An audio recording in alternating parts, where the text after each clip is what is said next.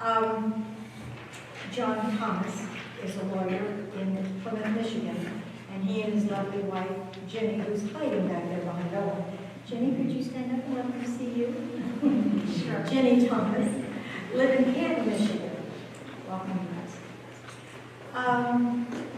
When they go home tomorrow, they will make their 12th 5 to 6 hour drive from Madison, because it's half of 6 round trips. The first one, they came to Windy Hill. They were just out in the doing some vacationing, and they came to Windy Hill, and we believe that was October 30th. We know it was October 31st. We think it was 2008. And John noticed that I had some Civil War trivia books there, his Civil War trivia books and some Civil War history, and he said, "Do you like the Civil War?" And I said, "Yes, I'm in the local Civil War roundtable." He said, "I speak to Civil War roundtables." I said, "Ha ha! There's a marriage right here." So we had him speak, I believe the first time was in the fall of 2009, and again in 11, and again in 12, and again in 14. And then this time is his 5th time to speak to us.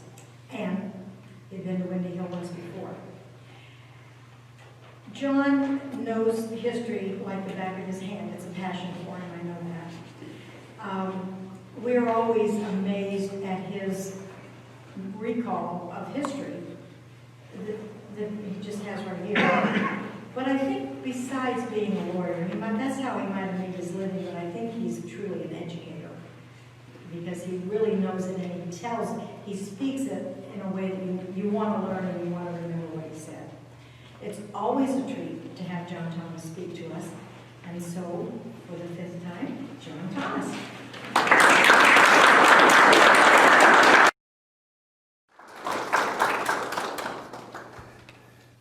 Good evening. How many people are here that might have been here at least once when I spoke before? I'm flattered. Usually I get nobody. My wife and I ended up in Madison the first time because of your name, in studying history, American history, obviously. There's nobody that has a finer position in American history than James Madison. Of the founding fathers who were at the Constitutional Convention of 1787, the one person with an incredible mind was James Madison. If it were not for James Madison, you would not have the Constitution that we have today. We probably would not have the structure of government we have today. We might not, in fact, have a nation as we have today. There were others there of incredible talent, particularly Alexander Hamilton and a number of others. Hamilton in particular was literally brilliant. The difference, of course, was he was so brilliant that he made everybody else seem stupid, and as a consequence, he wasn't particularly well liked. But Madison was beyond that. He conceived of most of the features of the Constitution, including separation of powers and others. He didn't agree with everything that was done in the Constitutional Convention. If he had had his druthers, there would not have been a United States Senate. There would have been at least one legislative body, perhaps bicameral legislative body, but they would both been selected on the basis of population and not on the basis of states. But tonight I was asked to speak again about the Civil War. When Kathy calls to say that she needs a speaker, I usually try to oblige, and almost before I finish the sentence or the response that I will come, she says, "What will you talk about?" Which means she's given me an incredible amount of time to think about it. I uttered something to the effect, how about the outcomes of the war or the legacy of the Civil War? Generally, when I give these kind of talks, I try to make them as timely as I can.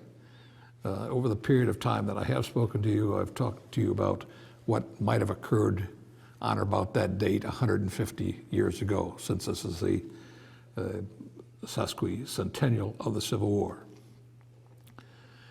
In this instance, however, sesquicentennial was over about 18 months ago.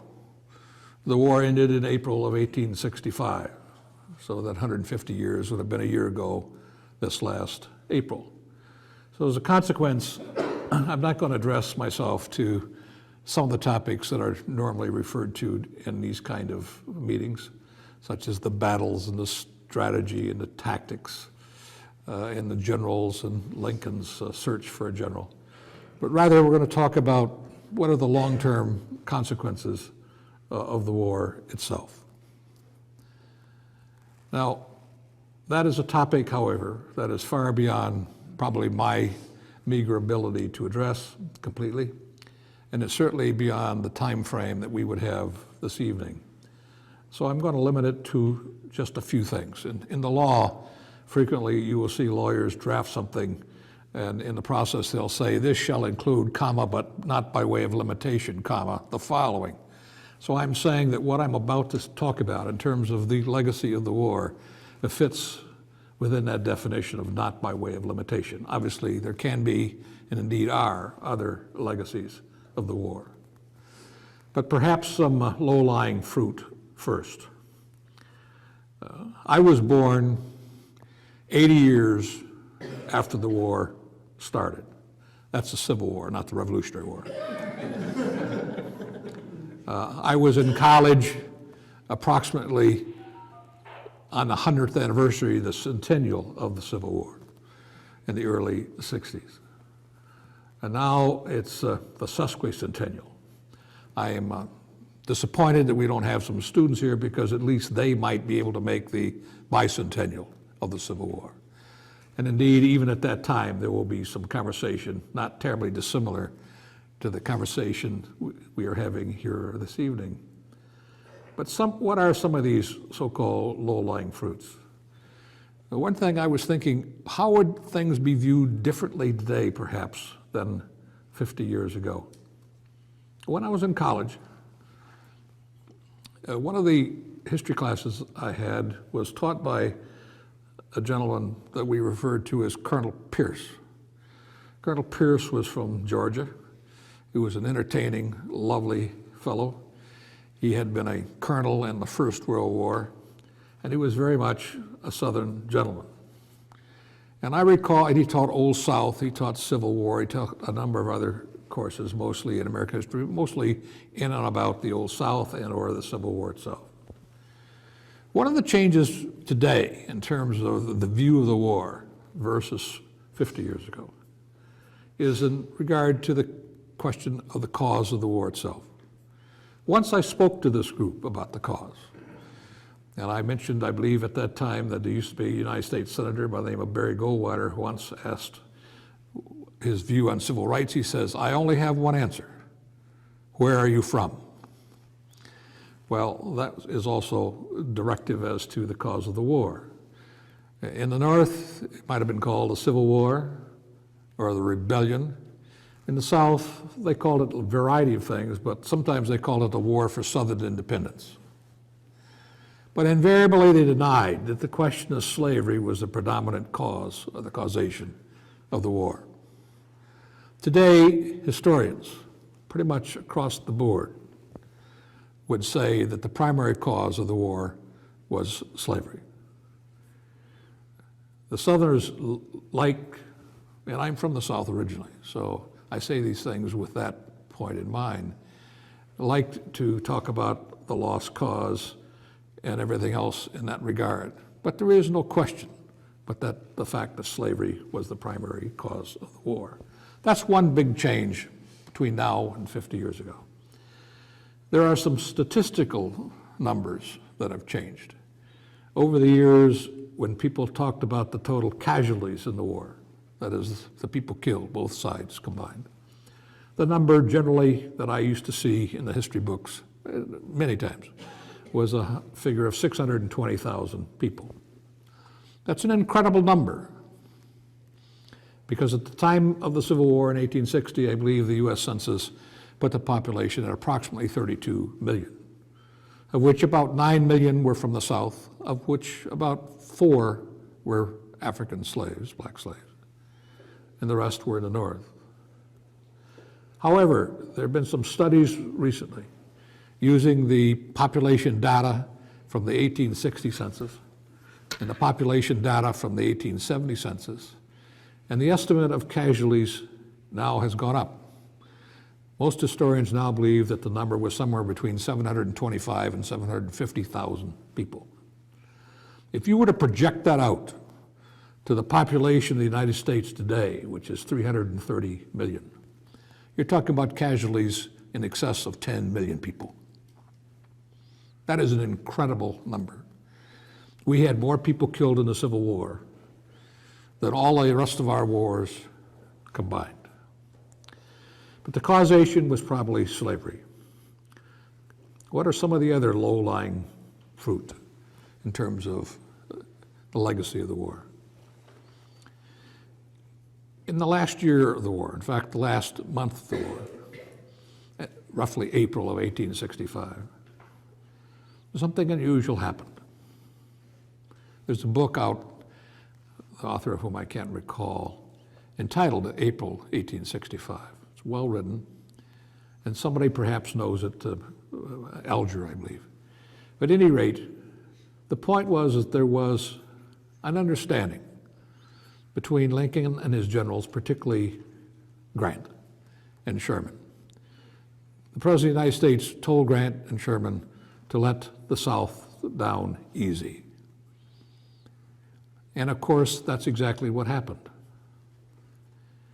It made it possible for there be some sort of peace. It didn't work out quite that way. But that legacy has continued and helped heal the wounds. The other low-lying fruit was in the nature of the war in the last few years. The first 2 years of the war, particularly through 1862 and even up through Gettysburg in 1863. The war was largely a war of maneuver and positioning, not dissimilar to the kind of warfare that was staged even during the Napoleonic Wars. Stonewall Jackson with his famous flanking movements. These were all positioning wars. But by the time 1864 came around, the South was vastly outnumbered on the field and ill-equipped compared to its opponent. And Lee, who was generally referred to in 1860 as the finest and most handsome soldier in the United States Army, was a trained engineer. And he started using defensive tactics and using trench warfare, not dissimilar to what came to us as Americans during the First World War. The whole series of battle in 1864, from the Wilderness to Spotsylvania to Cold Harbor and then eventually Petersburg, was a form of warfare that's more akin to the trench warfare that we all know occurred in World War I. So it was a precursor to what was coming. The other feature of the war was primarily practiced by Sherman and by Sheridan. Grant wasn't out of that picture as to the decision, but these generals came to the conclusion, it must have been with Lincoln's approval, that the only way to beat the South was to destroy their ability to make war. So beginning with a campaign from Vicksburg back to Jackson in Mississippi, and then from Atlanta all the way to the sea, you had a destruction of property, a direct effort to destroy the ability of the South to supply and maintain their armies in the field. The generals of the North, and Lincoln in particular after a while, had learned that the only way you beat the South was to beat its armies. It wasn't taking Richmond. You had to beat Lee and you had to beat the other Confederate armies in the field. And since they were having a hard time doing that on a one-upsmanship basis in these battles, because the Confederacy had a whole series of successes all through 1862 and right up to Gettysburg. They didn't win much after that because the nature of the warfare had changed. Now take a look at what we have today. In World War I, that didn't turn out to be necessarily the way war was practiced. But the time World War II came, it was very much so. We had saturation bombing of German cities. The bombing of Dresden alone in February of 1945 killed approximately 125,000 people in one night. The British Air Force, the RAF, would go over Germany in the evening after the U.S. 8th Air Force went over during the day. And during the day, they would drop firebombs. The people would go to the dark spots where the firebombs were not. And the British would come over at night and drop concussion bombs into the dark spots. The kind of destruction that occurred in the last year of the Civil War became the precursor for what occurred afterwards in wars. Sheridan, once he went through the Shenandoah Valley, one time said that if a crow flies over the Shenandoah Valley hereafter, it will have to carry a knapsack. Now that is an outcome of the war too. It may not be a good one. Some of them are good and some of them are bad. And by the end of World War II, with the nuclear weapons, atomic bombs, and what we're looking at now, it's enough to curdle your blood. I've read enough to know that since the Bay of Pigs operation and the Cuban Missile Crisis and a few incidents since, we're probably lucky to have survived. And that situation is continuing. But that type of warfare, at least in modern times, began in the American Civil War. Another low-lying fruit of the Civil War was the tradition of civilian control of the military. This country owes a great deal in gratitude to West Point. Of the 65 major battles of the Civil War, something like 50 or 55 of them were commanded on both sides, the Union side and the Confederate side, by officers who graduated from West Point. And they understood the concept of civilian control of the military. There was never any question in the relationship between Grant and Lincoln as to who was the boss. You might know, most of you people, I never talk about specifics of battle because I've realized that you know more about them than I do. So I avoid those things and I try to approach subjects on a philosophical basis, as you might have noted. But earlier on in the war, when George McClellan was the head of the Army of the Potomac, he was very condemning of the civilian control. There was one occasion where Lincoln, and I forgot one of his cabinet members, it might have been Seward, literally went to McClellan's house to talk to him about something. McClellan wasn't there initially, so they sat down in the living room to wait for him. He came in the house, noticed that they were in the sitting room, went upstairs and went to bed and left him alone. Lincoln put up with that for a while. He was a clever soul. He took his time to make his decisions. But he did sack him. And eventually, as you may also know, when Lincoln ran for re-election in 1864, who was his principal opponent? George McClellan. He didn't quite understand and or grasp the concept of civilian control of the military. We've had a few generals since that haven't grasped it. No doubt you would come up with the name MacArthur.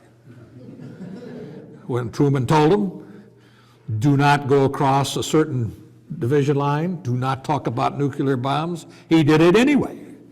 He came back and tried to go around him to talk to the Congress. Truman flew out there and fired him. I know that personally because my first cousin was the pilot that flew the plane that flew Truman out there. We haven't had many instances like that. perhaps Patton during the Second World War. But those are very important concepts in the American panorama of history. Now, on more specific points, as to primary or more important, perhaps, legacies of the war, let me point out to you that my presentation to you this evening, I'm hoping to be a bit more conversational than that of a speech. It reminds me a little bit of the story of Lincoln's singular and only experience in the military. He knew nothing about military. He learned quickly, he read everything. But in the 1830s, he was in a unit in the Black Hawk War. Somehow some Indian tribes that had been in the Great Lakes area and kicked out decided they want to come back, and we decided that it was our country, not theirs anymore. So we had a little skirmish called the Black Hawk War. Lincoln didn't have anything to do much with the war itself, but he had a job of training soldiers how to parade. And as the story goes, he didn't know much about orders on how to direct people how to parade, whether you do it in column or in straight line. And he was walking along with his group, and there was a fence and a gate to the fence. And he couldn't figure out how to get his group through that gate. And Lincoln was clever, so he said, "Fall out and reassemble on the other side of the fence." Well, I don't know if that's true, but it's a story I've read in several different places. My discussion from this point on will require that you fall out and reassemble on the other side of the fence. I've tried to categorize various legacies that I think are of long-term significance. One category might be moral or ethical. One might be political. One might be geopolitical. If somebody wants to ask, I'll try to define geopolitical for you, as if I haven't done so along the way. Let's take the social or the moral. In 1619, a single Dutch slaver, it's a ship, sailed into the estuary, the James River estuary in Virginia, or what we now know as Virginia, and dropped off at a little settlement called Jamestown 20 or more slaves. When I say 20 or more, everything you read in history books says exactly that, 20 or more. What they mean by or more, I have no idea. Maybe a couple of the slaves were pregnant or something. 250 years later, roughly 1860, you understand, and this misses a lot of students, we have more history, American history, prior to the Civil War than we've had from the Civil War to now. It's important to understand that for a lot of reasons. It's important to understand that by trying to understand why Robert E. Lee, for example, left the U.S. Army to align himself not with the Confederacy, but with the state of Virginia. 250 years later, there were 4 million slaves in the United States, mostly in the South.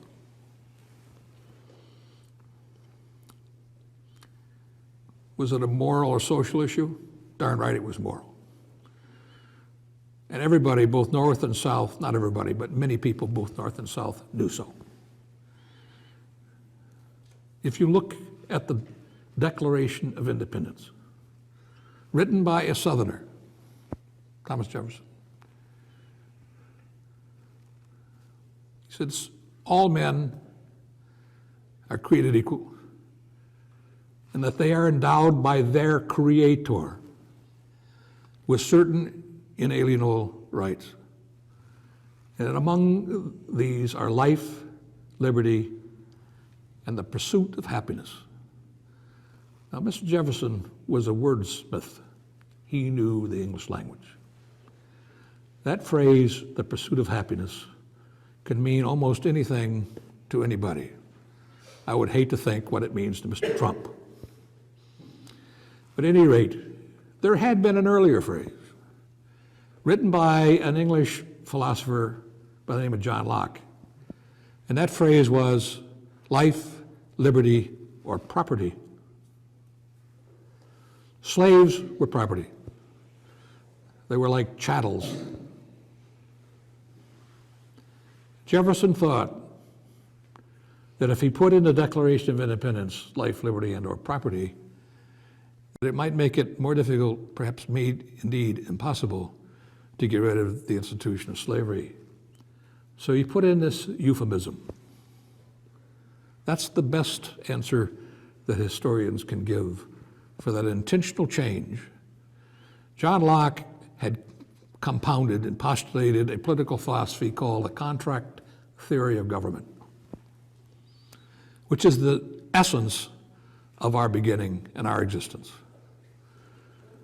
When the Constitution of 1787 came along, of course, slavery existed. It's referenced in the Constitution at least 3 times, but never is the word slavery used. The 3/5 compromise, it's 3/5 of all free people, or rather, all free people and 3/5 of all others. When they talk about the slave trade, they don't use the word slavery, but they make it pretty clear that it can't be abolished until 1808, which is exactly 20 years after the adoption of the Articles. When they talk about the fugitive slave law, again, they don't use it. Why didn't they use it?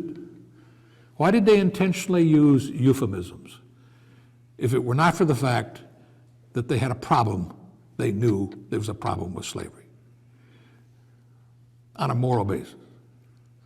The problem was between the late 1780s and the Civil War, the institution of slavery suddenly became even more profitable to those who owned slaves, primarily because of cotton.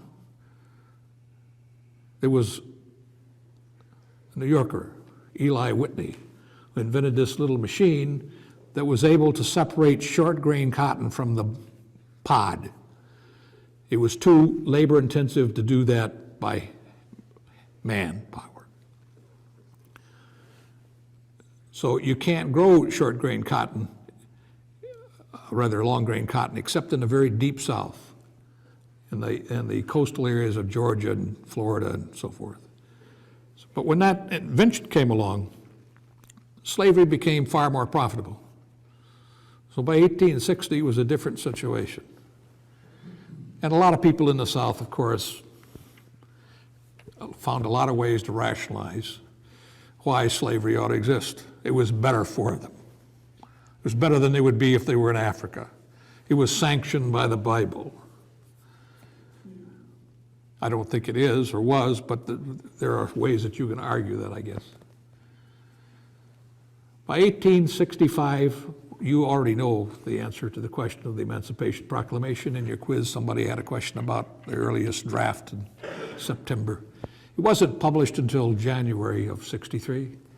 He was persuaded by his cabinet to delay publishing it until after the Union had won a battle. They at least had a draw in the Battle of Antietam on September 19th of 1862. So he did it in January of '63. But he didn't free any slaves. He did it under his authority as commander-in-chief. But then we had, of course, the 13th Amendment, which was drafted, I think it was adopted in the early part of the year 1865. What happened thereafter?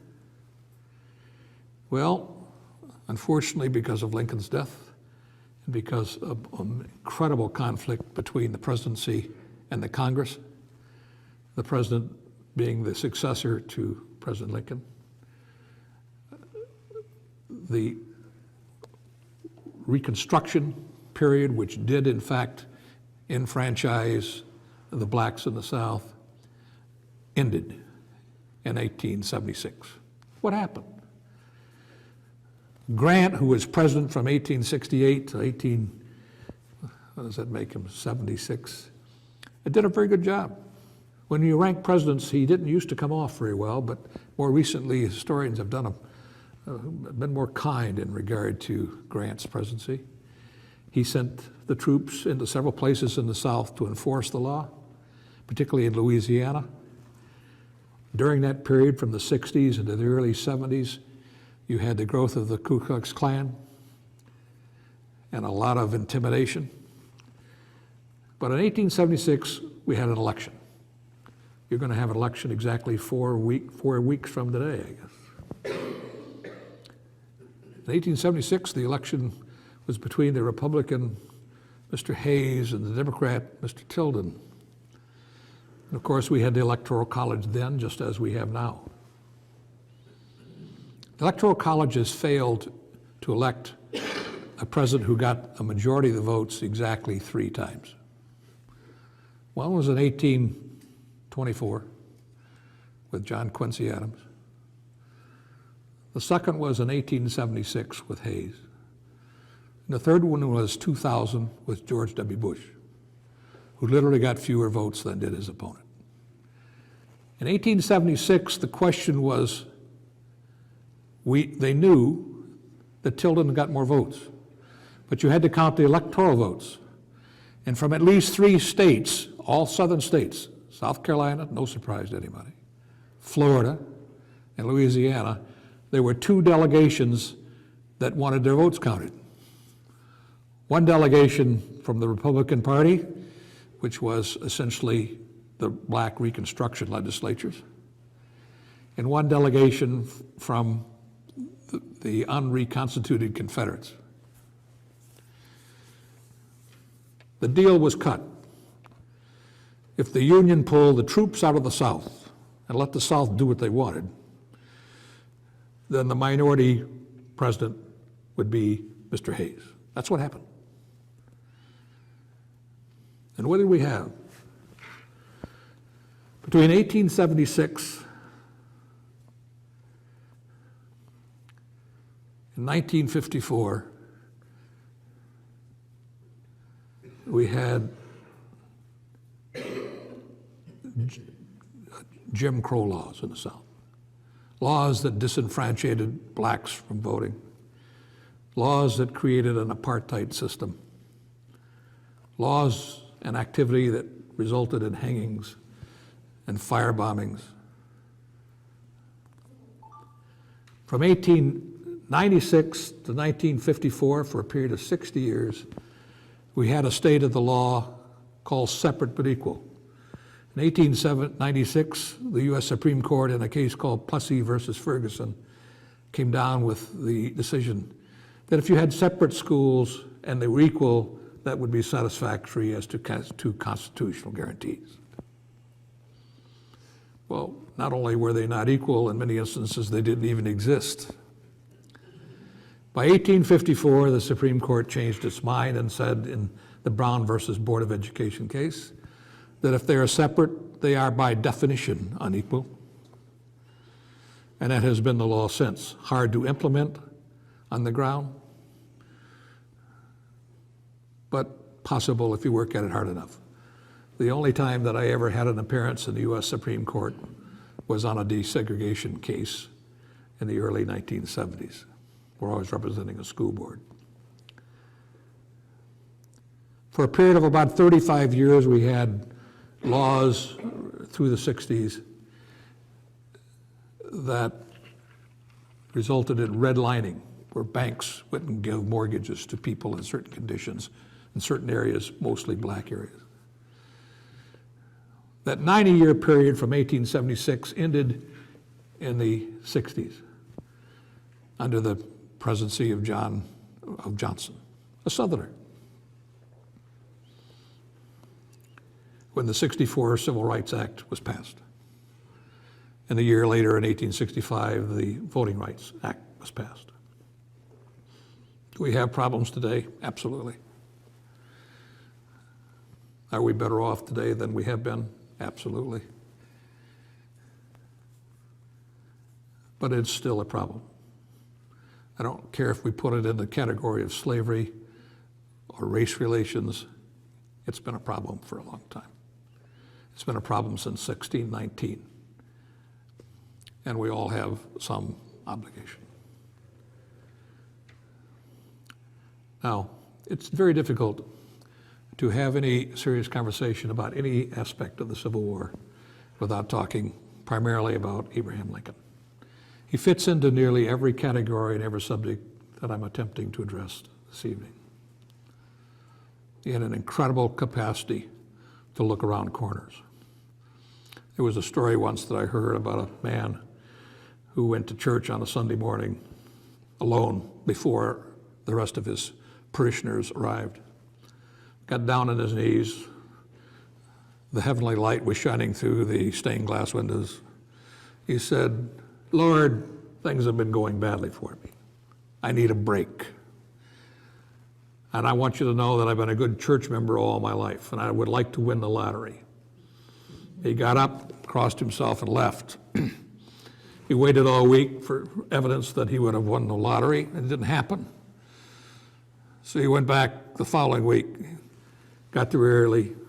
The heavenly light was still shining through the stained glass windows.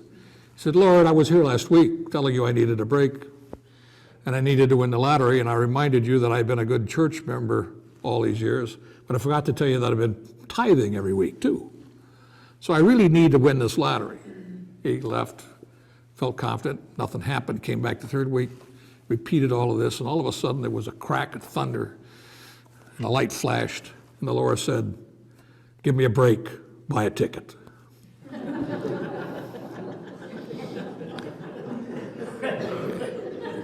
Abraham Lincoln knew how to buy tickets.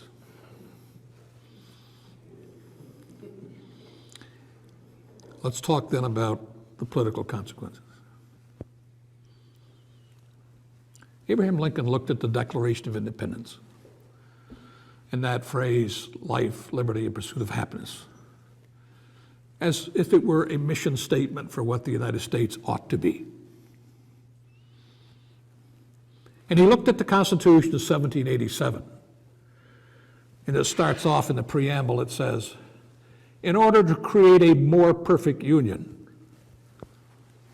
That doesn't suggest that the drafters, including your James Madison, thought that they had drafted a perfect union. He knew he was making an improvement, but he knew there were problems yet.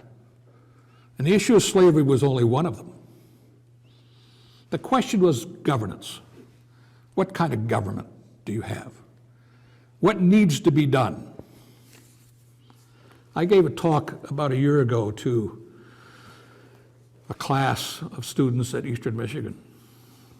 It was actually in the speech department, debate department, or whatever it was. They asked me to come in and give what he called as a persuasive talk. So I thought about it, and I had him write the following sentence on the board. What is the optimum equation between governmental authority and personal liberty in a democratic society? I used to teach this at both the high school and college level.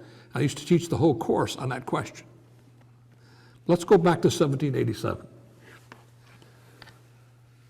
And let's talk about Lincoln and that document too, because all these documents are related in one fashion or the other. Lincoln once said that he never was presented with any problem that he didn't in part solve by applying the principles and philosophy of the Declaration of Independence. And he looked at it as if it were his mission statement for what the government ought to be. But that the government that was created by the Constitution of 1787, it didn't completely fulfill that objective, that mission statement. What he really believed in was democracy. Somebody once said, the human being has a great capacity and understanding of evil, and therefore it is possible for democracy to exist. Somebody else said the very opposite. What we have in the Constitution of 1787 was a situation where a bunch of states, previously colonies, did not want to give up their separate independence, their so-called sovereignty. The form of government that existed primarily in Europe and that was transposed to us as colonies was under a concept called divine right of kings. The monarch was blessed by the Lord with the authority to govern. And when John Locke came up with a contract theory of government, he said the right to govern is vested in the people. That's in the Declaration of Independence. It's also in Lincoln's Gettysburg Address. And there was some confusion by using such things as popular sovereignty. If the sovereignty was in the king, then nothing could be done wrong by the king by definition. There is a concept in the law called sovereign immunity. Some things that your government does, they cannot be sued for under that theory. But we started mixing the terms in the middle of the 19th century, primarily over the question of slavery to be extended into the new territories, Kansas, Nebraska, California, New Mexico, for example. And they started using the phrase popular sovereignty. The people would decide. Lincoln came to the conclusion, if you take a look at the Gettysburg Address. I brought along a copy. If I can find it, give me a second.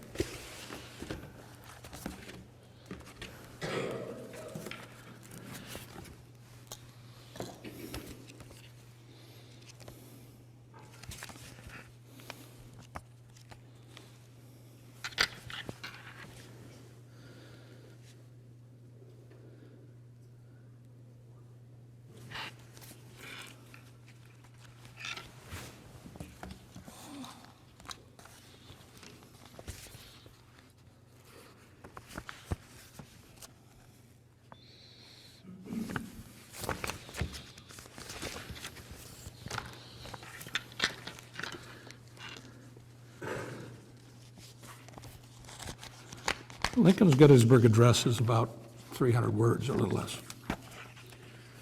My secretary printed this out for me in large print because I have a hard time seeing, and I apologize for the delay. But let me read part of it to you. When in the course of human events, it becomes necessary for one people to dissolve. Oh, this is the Declaration of Independence again. But let me just summarize it for you. In the Gettysburg Address, President Lincoln refers to one nation. When I was in undergraduate school in the survey courses in American history, the first book was called The Federal Union. It was from the beginning of our history to the Civil War. The second book was from the Civil War to now. The first one was called A Federal Union. The second one was called An American Nation. There was a primary shift in powers accomplished by President Lincoln. It might have been by sleight of hand. A lot of people saw it as that. But he saw the government as being a solution for a lot of the problems of the people. In 1862, the Congress passed more laws, solved more problems than any Congress in the history of the United States. Can anybody answer in part why that was true?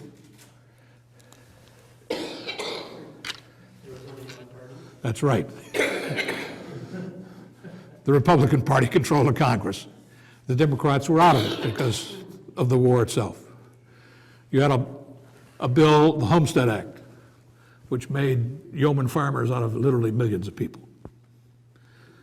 You had the Morrill Act, which established education throughout the United States.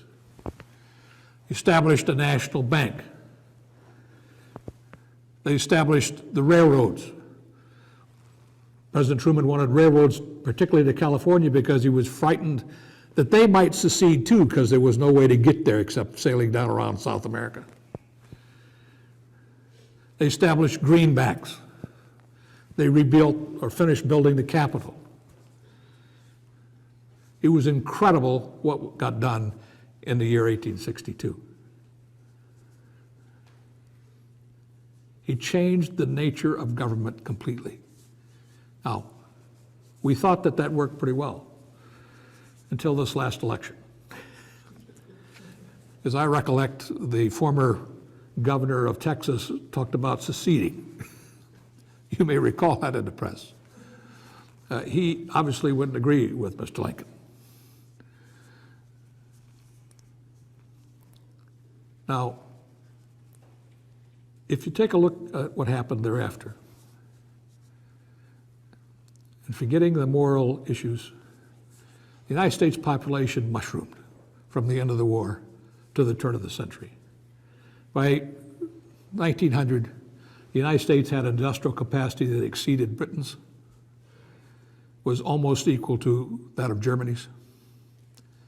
And of course, by the end of World War II, 50% of the total gross national product of the world came from the United States. Most historians believe that if the Union had not won the war, and if the changes made to the political system accomplished by President Lincoln had not occurred, the United States would not be in that position today. It's difficult to imagine what the situation would be had the South succeeded in secession. It wouldn't have been one nation, it would have been several. And you have to understand that what was going on in this country in our Civil War was not necessarily limited in scope just to us. In Europe, there had been revolutions attempting to make them democratic societies, particularly in 1848. The whole concept of the development of the nation state, which had happened 200 years earlier with Britain and France and Portugal, why they colonized North America, started to happen in Central Europe. Germany, until that time, had been a whole collection of little principalities. But under Otto von Bismarck, he formed it into Germany. Same thing happened in Italy.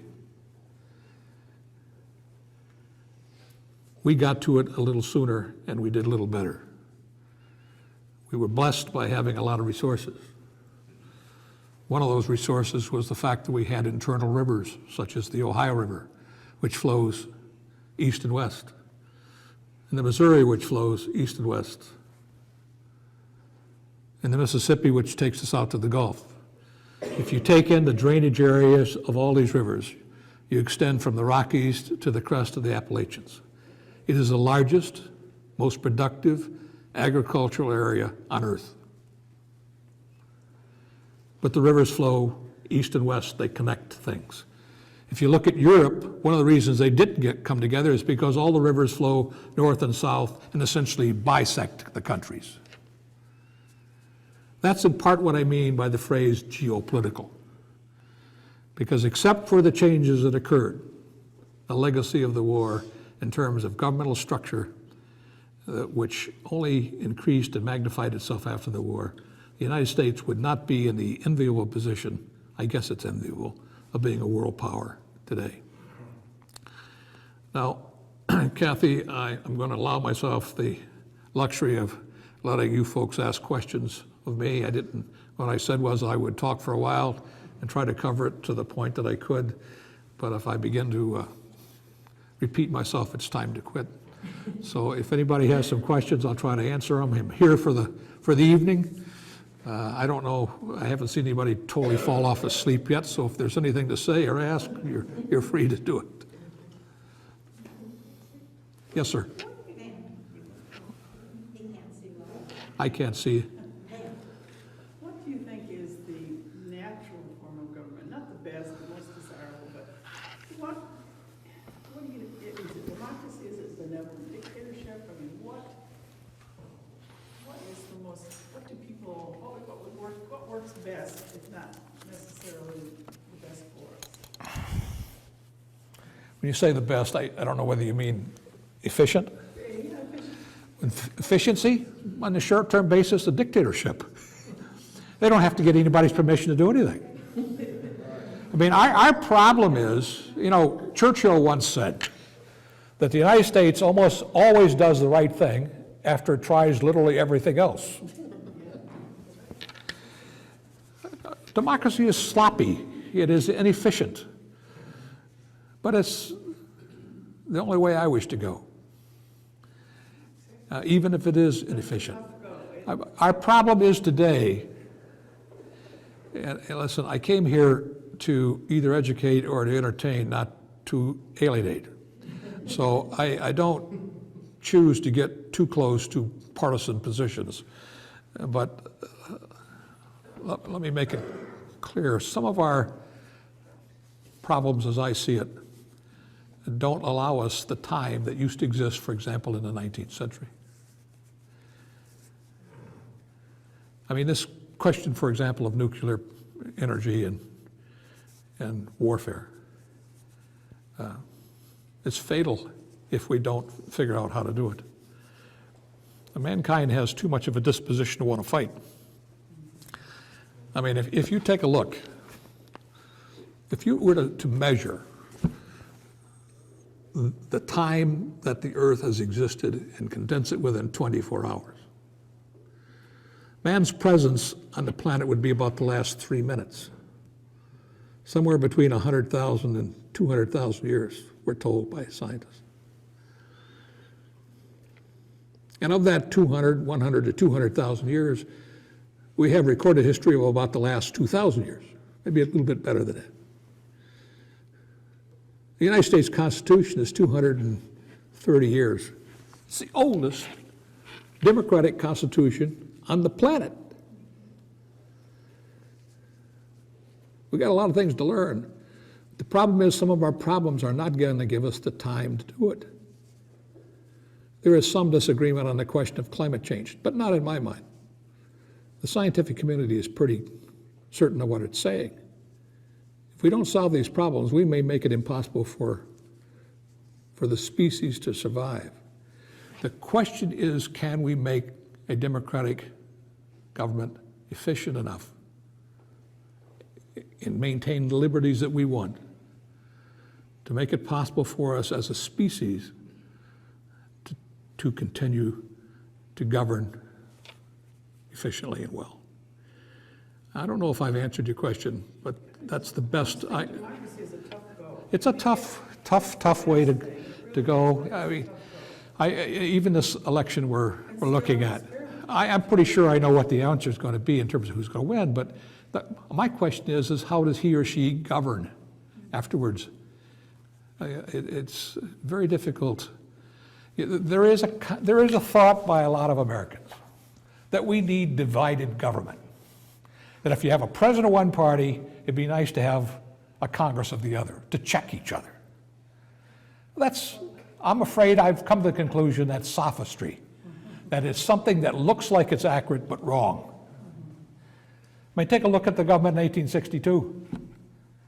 They had, and the British system, in many instances, works better than ours. It's a parliamentary system. There's no separation of powers. It's all unified. The prime minister is just the leader of the party who was elected from one legislative district. And he serves so long as he can maintain a majority. When he can't maintain a majority, they have what they call a vote of confidence. Then he's out, somebody else takes over. No, they may do the right thing, they may do the wrong thing. Maybe the last time when they had to vote on Brexit, it turns out maybe it wasn't such a good idea. But maybe the next government will correct it. Our problem is nothing's happening. And if I had the answer to that, I'd be a genius. I'd be worth a lot of money. But I don't have any. So in our government structure, do you feel, if you study, that term limits would help unjam? The short answer to your question is no.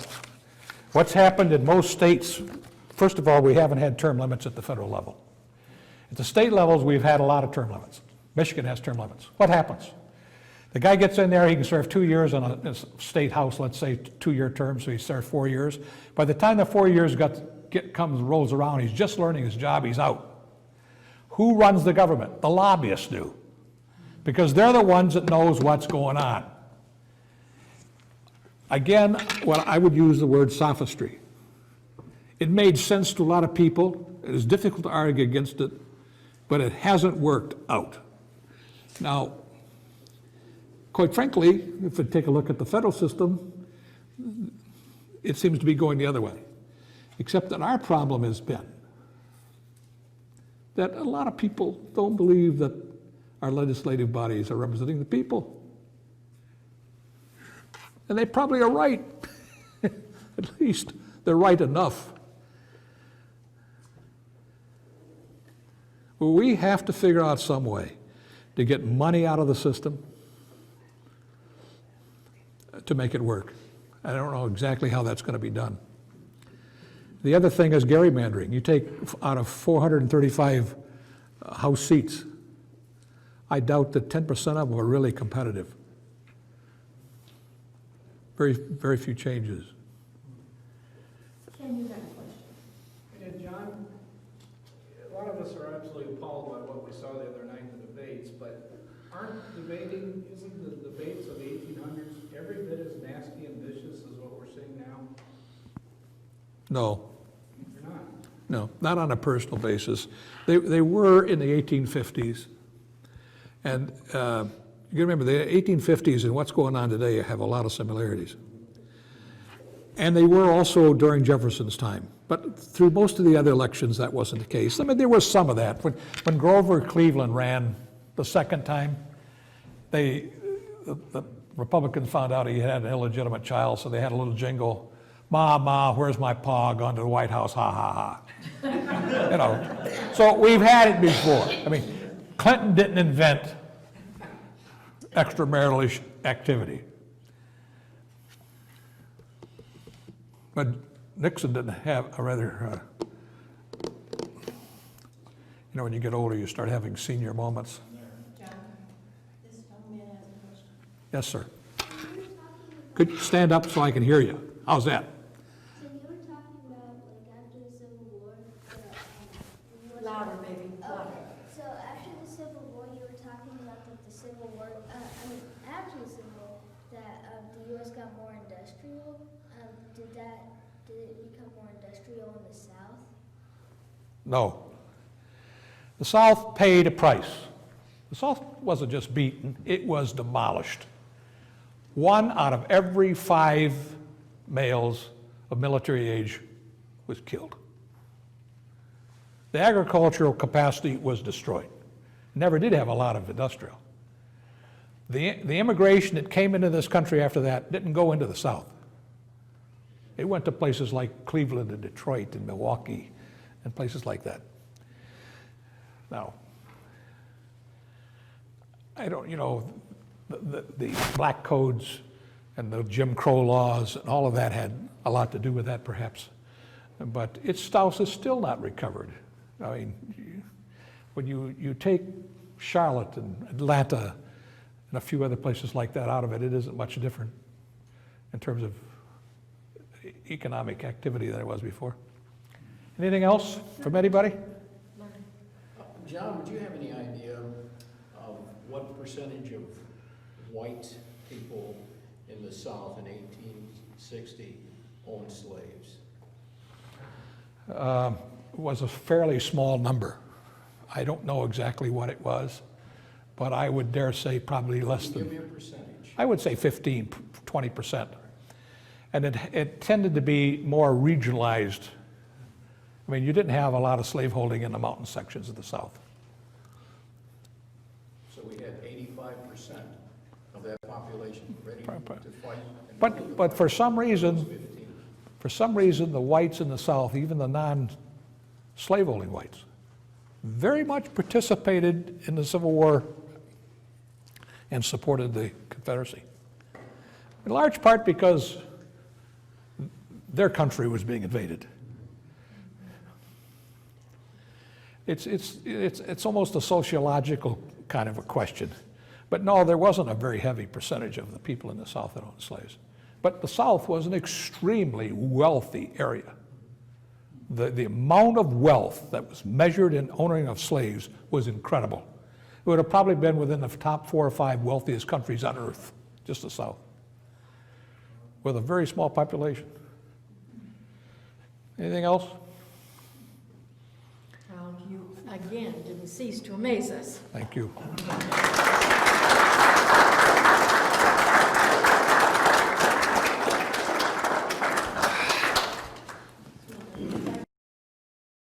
Well, as I said, we don't have a meeting next month.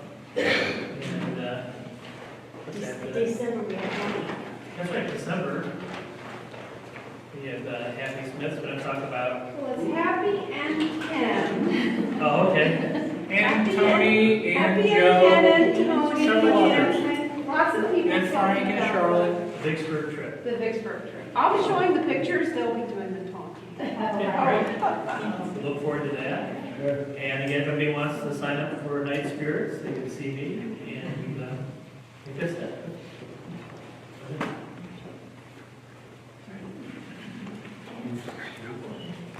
Oh, and thanks, John, again for coming, traveling this way. And we appreciate it. Hope you come back. You make me feel like I'm coming home here.